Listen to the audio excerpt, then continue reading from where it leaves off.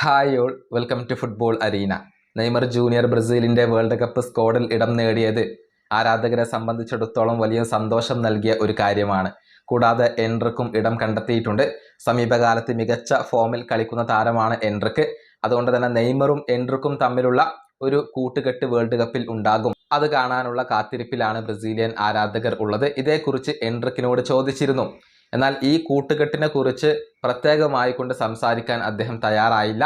മറിച്ച് ബ്രസീൽ എന്നുള്ളത് ഒരു ഗ്രൂപ്പാണ്, അവിടെ വ്യക്തികൾക്ക് പ്രാധാന്യമില്ല, അതല്ലെങ്കിൽ ഇത്തരത്തിലുള്ള ഒന്നോ രണ്ടോ താരങ്ങളുടെ കൂട്ടുകെട്ടുകൾക്ക് പ്രാധാന്യമില്ല, മറിച്ച് ഒരു ടീമായി കൊണ്ടാണ് കളിക്കുക, ഐക്യത്തോടുകൂടി ഒരുമിച്ച് നിന്നുകൊണ്ടാണ് കളിക്കുക, ഇത്തരം വ്യക്തിഗതങ്ങൾക്ക് സ്ഥാനമില്ല എന്നൊക്കെയാണ് എൻട്രിക്ക് പറഞ്ഞിട്ടുള്ളത്. അദ്ദേഹത്തിന്റെ വാക്കുകൾ ഇങ്ങനെയാണ്: വേൾഡ് കപ്പ് എന്നുള്ളത് എല്ലാ താരങ്ങളുടെയും സ്വപ്നമാണ്, പ്രത്യേകിച്ച് ആദ്യമായി കളിക്കുന്നവരുടെ വലിയ സ്വപ്നമാണ്.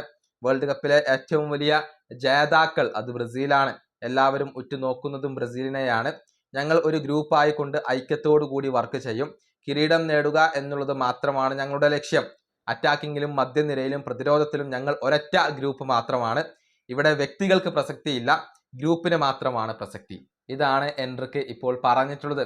അതായത് ഒത്തൊരുമയോടുകൂടി ബ്രസീലിയൻ ദേശീയ ടീം കളിക്കും എന്നാണ് അദ്ദേഹം വ്യക്തമാക്കിയിട്ടുള്ളത്. നെയ്മർ ജൂനിയറെ കാർലോ ആഞ്ചലോട്ടി എങ്ങനെ ഉപയോഗപ്പെടുത്തും എന്നുള്ളതാണ് ആരാധകർ ഉറ്റുനോക്കുന്ന കാര്യം. നെയ്മർക്ക് സ്റ്റാർട്ടിംഗ് 11-ൽ തന്നെ സ്ഥാനം ഉറപ്പുണ്ടോ എന്ന കാര്യത്തിൽ ഇപ്പോഴും നമുക്ക് വ്യക്തതകൾ ഒന്നും ലഭിച്ചിട്ടില്ല. പക്ഷേ നെയ്മർ ജൂനിയർ കളിക്കളത്തിൽ ഉണ്ടെങ്കിൽ അത് ബ്രസീലിനെ സംബന്ധിച്ചിടത്തോളം ഏത് നിലക്കും ഗുണം ചെയ്യുന്ന ഒരു കാര്യമായിരിക്കും. ഈ വീഡിയോ അവസാനിപ്പിക്കുന്നു. അടുത്തൊരു വീഡിയോ കാണാം.